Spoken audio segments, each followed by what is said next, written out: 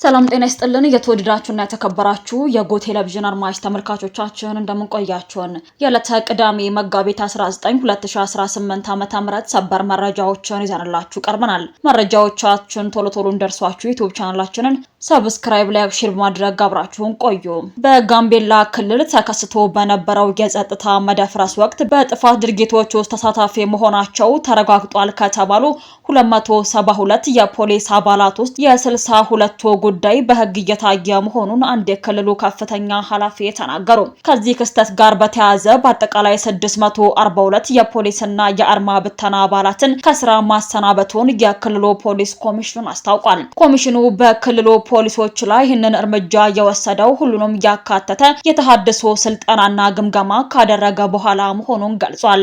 በጋምቤላ ክልል ከተከሰተው የጸጥታ ችግር በኋላ በክልሉ ያሉ የመደበኛ ፖሊስ አባላትና የአድማ ብተና ፖሊሶች የተሃድሶ ስልጠና እንዲወስዱ የተደረገው በመከላከያ ሰራዊት ዳሎል ማዕከላዊ እዝ ማሰልጠኛ ነበር። ወደ ማሰልጠኛ ተቋሙ ላልገቡ ቀሪ የፖሊስ አባላት ኮሚሽኑ አካላዊ የግምገማ መድረክ በማዘጋጀት ሂስና ግለሂት እያካሄደም ይገኛል። ይህን ተከትሎ የክልሉ ፖሊስ ኮሚሽን የዲሲፕሊን ኮሚቴ በሰራዊቱ መተዳደሪያ ደንብና የፖሊስ ስነ ምግባር መመሪያ መሰረት ዝርዝር ግምገማ ማድረጉን በትላንትናው ዕለት በተሰራጨ መረጃ ላይ ተመላክቷል። ሀገራዊ የምክክር ኮሚሽን የትግራይ ክልል የአጀንዳ ማሰባሰብ መድረክን በአዲስ አበባ ለማካሄድ መወሰኑ ተገለጸ።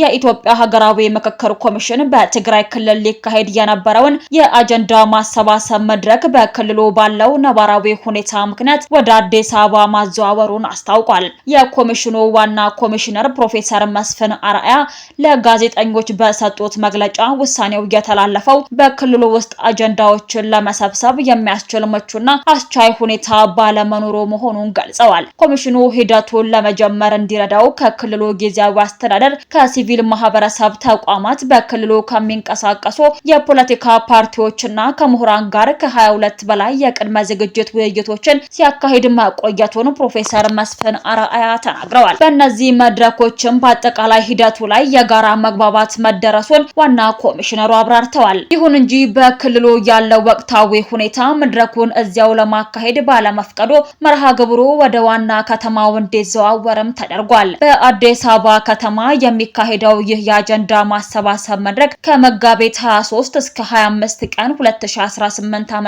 ድረስ እንደሚቆይ ተገልጿል። ኮሚሽኑ በዚህ ወሳኝ መድረክ ላይ የትግራይ ተወላጆች፣ የተለያዩ የህብረተሰብ ክፍሎችና ባለድርሻ አካላት ንቁ ተሳትፎ እንዲያደርጉም ጥሪ አቅርቧል። የመድረኩ ወደ አዲስ አበባ መዘዋወር የትግራይ ህዝብ በምክክሩ ላይ ያለውን ተሳትፎ እንደማያግደው የገለጹት ፕሮፌሰሩ የህዝቡ ተሳትፎ ለሀገራዊ መግባባት ሂደቱ ስኬታማነትና ወሳኝነት መሆኑን አጽንኦት ሰጥተዋል። ኮሚሽኑ የአጀንዳ ማሰባሰብ ሂደቱን በገለልተኝነትና ሁሉንም ወገኖች ባሳተፈ መልኩ ለማከናወን ዝግጅቱን ማጠናቀቁን በዚሁ መግለጫ ወቅት ተመላክቷል።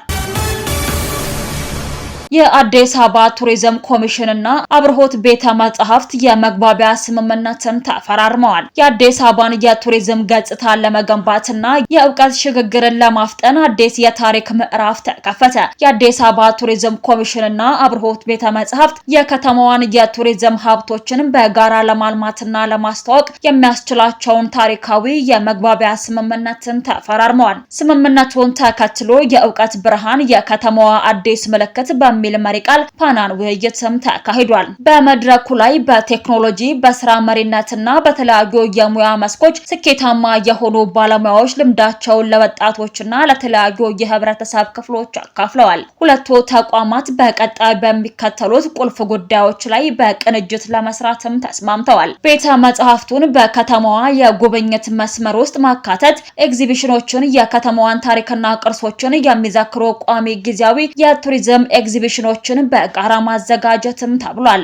ስለ አዲስ አበባ ቱሪዝም የሚያወሱ መጽሐፍትና ዲጂታል መረጃዎችን ለአንባቢዎች ተደራሽም አድርገዋል። ለቱሪዝም ዘርፍ ባለሙያዎችና ተማሪዎች የምርምር ስራዎችን በቤተ መጻሕፍት ውስጥ እንዲከናወኑ ምቹ ሁኔታዎችን እንደሚፈጥሩም ገልጸዋል። ይህ ትብብር የከተማዋን የቱሪዝም ሀብቶች በዲጂታልና በታተሙ መረጃዎች ለማስተዋወቅ እንዲሁም የወጣቶችን የንባብ ባህል ለማሳደግ ትልቅ አቅም እንደሚፈጥርም ታምኖበታል።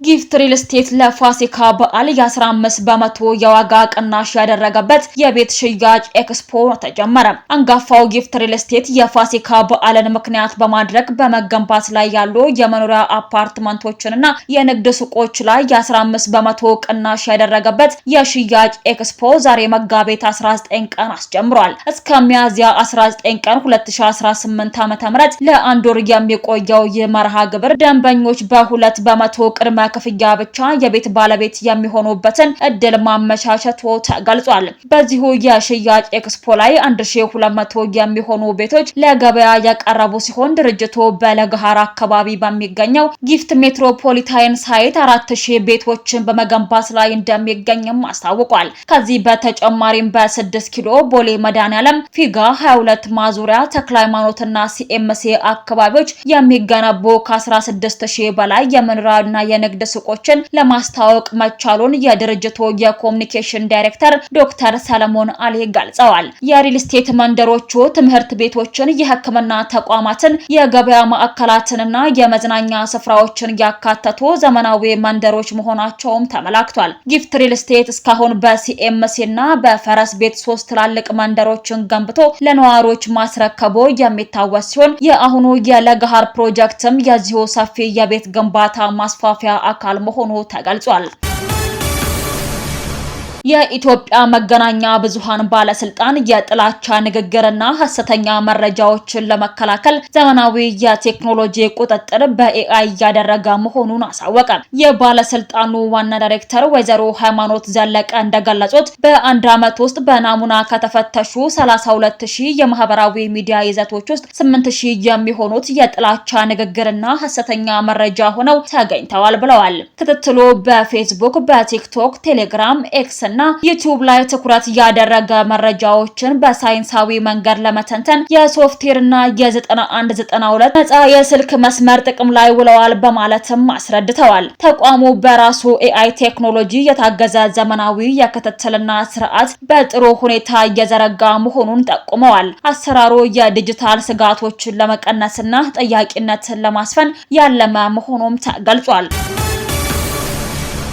በመካከለኛው ምስራቅ ያለው ወታደራዊ ውጥረት ወደ ከፋ ደረጃ መሸጋገሩን የሚያሳዩ መረጃዎች እየወጡ ይገኛሉ። ኢራን በአሜሪካ ሊሰነዘርብኝ ይችላል ላለችው የምድር ወረራ ምላሽ ለመስጠት ከ1 ሚሊዮን በላይ ተዋጊዎችን በተለያዩ የጦር ክፍሎችና በተጠባባቂ ኃይሎች ውስጥ ዝግጁ ማድረጓን አሳውቃለች። ይህ ግዙፍ የሰራዊት ስምሪት ኢራን ከዚህ ቀደም ከነበሩት ውስን ግጭቶች ውስጥ ወደ ሙሉ ጦርነት ዝግጅት መሸጋገሯን የሚያሳይ ነው። ሀገሪቱ ያሰለፈችው የምድር ጦር መደበኛ ያልሆኑ ታጣቂዎችና የየአካባቢው የጥበቃ ስልቶች አሜሪካ ሊታሰበው ለሚችለው ማንኛውም ጥቃት ምላሽ ለመስጠት የተዘጋጁ ናቸው ተብሏል።